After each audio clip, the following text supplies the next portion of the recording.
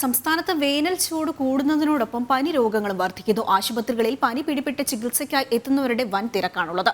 പനിയോടൊപ്പം chicken box രോഗികളുടെ എണ്ണത്തിലും വർധനവ്. സംസ്ഥാനത്ത് വേനൽ ചൂട് കൂടുന്നതിനോടൊപ്പം പനിയുടെ എണ്ണത്തിലും ഗണ്യമായ വർധനവാണ്. ഓരോ ദിവസവും ആശുപത്രികളിൽ പനി പിടിപെട്ട് ചികിത്സയ്ക്കായി എത്തുന്നവരുടെ എണ്ണവും കൂടുതലാണ്.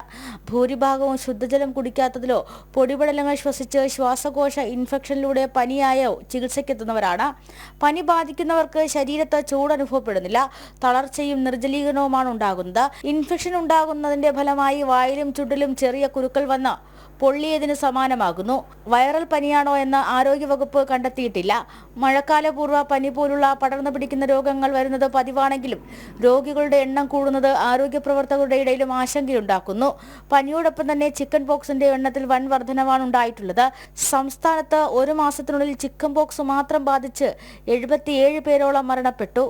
6000-ലധികം പേർക്ക് രോഗം സ്ഥിരീകരിച്ചിട്ടുണ്ട്. സംസ്ഥാനത്ത് വേനൽ ചൂടിനോടൊപ്പം പനിയും പടർന്നു പിടിക്കുകയാണ്.